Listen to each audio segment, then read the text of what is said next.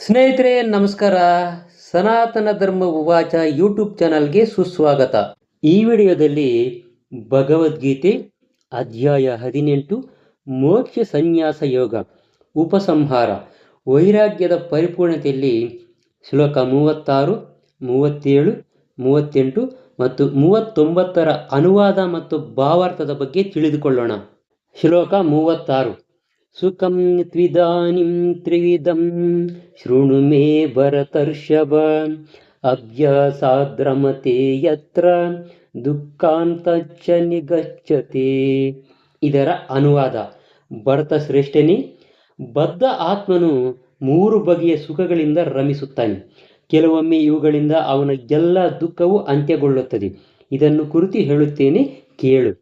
ಇದರ ಭಾವಾರ್ಥ: ಭರತ ವಂಶದ ಶ್ರೇಷ್ಠನಾದ ಅರ್ಜುನನೇ, ಬದ್ಧ ಆತ್ಮನು 3 ಬಗೆಯ ಸುಖಗಳಿಂದ ರಮಿಸುತ್ತಾನೆ. ಕೆಲವೊಮ್ಮೆ ಇವುಗಳಿಂದ ಅವನ ಎಲ್ಲ ದುಃಖವು ಅಂತ್ಯಗೊಳ್ಳುತ್ತದೆ. ಇದನ್ನು ಕುರಿತು ಹೇಳುತ್ತೇನೆ, ಕೇಳು. ಇದರ ಭಾವಾರ್ಥ: ಬದ್ಧ ಆತ್ಮವು ಐಹಿಕ ಸುಖವನ್ನು ಮತ್ತೆ ಮತ್ತೆ ಸವಿಯಲು ಪ್ರಯತ್ನಿಸುತ್ತಾ ಇರುತ್ತದೆ.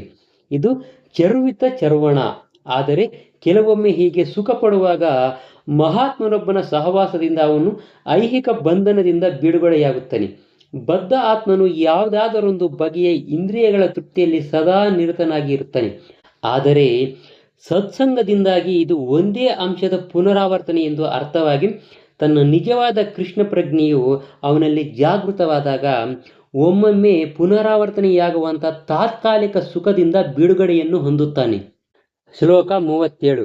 ಯತ್ತದಗ್ರೇ ವಿಷಮಿವ ಪರಿಣಾಮೇ ಮೃತೋಪಮಂ ತತ್ಸುಖಂ ಸಾತ್ವಿಕಂ ಪ್ರೋಕ್ತಮಾತ್ಮ ಬುದ್ಧಿ ಪ್ರಸಾದಜಂ. ಇದರ ಅನುವಾದ: ಯಾವುದು ಪ್ರಾರಂಭದಲ್ಲಿ ವಿಷದಂತೆ ಇದ್ದು ಕಡೆಗೆ ಅಮೃತದಂತೆ ಆಗುತ್ತದೆಯೋ, ಯಾವುದು ಆತ್ಮ ಸಾಕ್ಷಾತ್ಕಾರದ ಹಂತಕ್ಕೆ ಜಾಗೃತಗೊಳಿಸುವುದು, ಅದನ್ನು ಸಾತ್ವಿಕ ಸುಖ ಎಂದು ಕರೆಯುತ್ತಾರೆ. ಇದರ ಭಾವಾರ್ಥ: ಆತ್ಮ ಸಾಕ್ಷಾತ್ಕಾರದ ಅನ್ವೇಷಣೆಯಲ್ಲಿ ಮನಸ್ಸನ್ನು ಹಾಗೂ ಇಂದ್ರಿಯಗಳನ್ನು ನಿಯಂತ್ರಣಗೊಳಿಸಲು ಮತ್ತು ಮನಸ್ಸನ್ನು ಆತ್ಮದಲ್ಲಿ ಕೇಂದ್ರೀಕರಿಸಲು ಮನುಷ್ಯನು ಅನೇಕ ನಿಯಮ ನಿಬಂಧನೆಗಳನ್ನು ಅನುಸರಿಸಬೇಕಾಗುತ್ತದೆ. ಈ ಎಲ್ಲ ಪ್ರಕ್ರಿಯೆಗಳು ಬಹು ಕಷ್ಟಕರವಾಗಿರುತ್ತದೆ, ವಿಷದಂತೆ ಕಹಿ ಅನಿಸುತ್ತದೆ. ಆದರೆ ನಿಯಮಗಳನ್ನು ಯಶಸ್ವಿಯಾಗಿ ಪಾಲಿಸಿ ದಿವ್ಯ ಸ್ಥಿತಿಗೆ ಬಂದರೆ ಅವನು ನಿಜವಾದ ಅಮೃತವನ್ನು ಕುಡಿಯಲು ಪ್ರಾರಂಭಿಸುತ್ತಾನೆ ಮತ್ತು ಸುಖ ಪಡುತ್ತಾನೆ. ಶ್ಲೋಕ 38. ವಿಷಯೇಂದ್ರಿಯ ಸಂಯೋಗಾದ್ಯತ್ತದಗ್ರೇ ಮೃತೋಪಮಂ ಪರಿಣಾಮೇ ವಿಷಮಿವ ತತ್ಸುಖಂ ರಾಜಸಂಸ್ಮೃತಂ. ಇದರ ಅನುವಾದ: ಒಂದು ಬಗೆಯ ಸುಖವು ಇಂದ್ರಿಯಗಳು ತಮ್ಮ ವಸ್ತುವಿನೊಡನೆ ಸಂಪರ್ಕ ಪಡೆಯುವುದರಿಂದ ಉಂಟಾಗುತ್ತದೆ. ಇದು ಪ್ರಾರಂಭದಲ್ಲಿ ಅಮೃತದಂತೆ ಇದ್ದು ಕಟ್ಟಕಡೆಗೆ ವಿಷದಂತೆ ಆಗುತ್ತದೆ. ಇದು ರಾಜಸುಗುಣದ ಸುಖ ಎಂದು ಹೇಳಲಾಗುತ್ತದೆ. ಇದರ ಭಾವಾರ್ಥ: ತರುಣ ತರುಣಿಯರ ಭೇಟಿಯಾಗುತ್ತದೆ. ಅವಳನ್ನು ನೋಡುವಂತೆ, ಮುಟ್ಟುವಂತೆ, ಕೂಡುವಂತೆ ತರುಣನನ್ನು ಇಂದ್ರಿಯಗಳು ದೂಡುತ್ತವೆ. ಪ್ರಾರಂಭದಲ್ಲಿ ಇದು ಇಂದ್ರಿಯಗಳಿಗೆ ಬಹು ಸಂತೋಷವನ್ನು ಕೊಡಬಹುದು.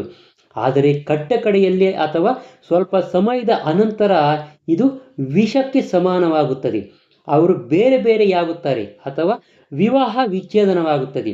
ಗೋಳಾಟ, ದುಃಖ ಈ ಎಲ್ಲ ಆಗುತ್ತವೆ. ಇಂತಹ ಸುಖವು ಯಾವಾಗಲೂ ರಾಜಸುಗುಣಕ್ಕೆ ಸೇರಿದ್ದು. ಇಂದ್ರಿಯಗಳು ಮತ್ತು ಇಂದ್ರಿಯಗಳ ವಸ್ತುಗಳ ಸಂಯೋಗದಿಂದ ಪಡೆಯುವಂಥ ಸುಖವು ಯಾವಾಗಲೂ ದುಃಖಕರವಾಗಿಯೇ ಇರುತ್ತದೆ. ಈ ಎಲ್ಲ ರೀತಿಗಳಿಂದಲೂ ಇದನ್ನು ತಪ್ಪಿಸಿಕೊಳ್ಳಬೇಕು. ಶ್ಲೋಕ 39.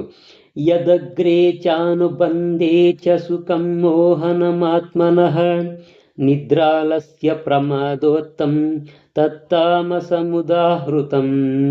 ಇದರ ಅನುವಾದ: ಆತ್ಮ ಸಾಕ್ಷಾತ್ಕಾರಕ್ಕೆ ಕುರುಡಾದ, ಮೊದಲಿನಿಂದ ಕಡೆಯವರೆಗೆ ಭ್ರಾಂತಿಯೇ ಆದ ನಿದ್ರೆ, ಸೋಮಾರಿತನ ಮತ್ತು ಮಾಯೆಯಿಂದ ಉದ್ಭವವಾಗುವಂಥ ಸುಖವನ್ನು ತಾಮಸಿಕ ಎಂದು ಹೇಳುತ್ತಾರೆ. ಇದರ ಭಾವಾರ್ಥ: ಆಲಸ್ಯದಲ್ಲಿ ಮತ್ತು ನಿದ್ರೆಯಲ್ಲಿ ಸಂತೋಷ ಪಡುವವನದು ನಿಶ್ಚಯವಾಗಿಯೂ ತಾಮಸ ಗುಣವಾಗಿರುತ್ತೆ. ಹೇಗೆ ಕರ್ಮವನ್ನು ಮಾಡಬೇಕು, ಹೇಗೆ ಮಾಡಬಾರದು ಎನ್ನುವುದನ್ನು ತಿಳಿಯದವನದು ಕೂಡ ತಾಮಸ ಗುಣ. ತಾಮಸ ಗುಣದವನಿಗೆ ಎಲ್ಲವೂ ಮಾಯೆಯೇ ಆಗಿರುತ್ತದೆ. ಪ್ರಾರಂಭದಲ್ಲಿಯಾಗಲಿ ಮುಕ್ತಾಯದಲ್ಲಾಗಲಿ ಸುಖವಿರುವುದಿಲ್ಲ. ರಾಜಸ ಗುಣದ ಮನುಷ್ಯನಿಗೆ ಪ್ರಾರಂಭದಲ್ಲಿ ಯಾವುದಾದರೂ ಒಂದು ರೀತಿಯಲ್ಲಿ ಕ್ಷಣಿಕ ಸುಖ ಅನ್ನೋದು ಇರಬಹುದು. ನಂತರ ಕಡೆಯಲ್ಲಿ ದುಃಖವೇ ಉಳಿಯುತ್ತದೆ. ಆದರೆ ತಾಮಸ ಸ್ವಭಾವದವನಿಗೆ ಪ್ರಾರಂಭದಲ್ಲಿಯೂ ಕಡೆಯಲ್ಲೂ ಕೂಡ ದುಃಖವೇ ಉಳಿಯುತ್ತದೆ. ಸ್ನೇಹಿತರೆ, ಇದೇ ಥರ ಆಸಕ್ತಿಕರವಾದ ವಿಷಯಗಳನ್ನು ಇನ್ನಷ್ಟು ನೀವೇನಾದರೂ ತಿಳ್ಕೋಬೇಕು ಅಂದರೆ ದಯವಿಟ್ಟು ನಮ್ಮ ಸನಾತನ ಧರ್ಮ ಉವಾಚ ಅನ್ನೋ ಯೂಟ್ಯೂಬ್ ಚಾನಲನ್ನು ಸಬ್ಸ್ಕ್ರೈಬ್ ಮಾಡ್ಕೊಳ್ಳೋದನ್ನು ಮಾತ್ರ ಮರಿಬೇಡಿ. ನಮಸ್ಕಾರ.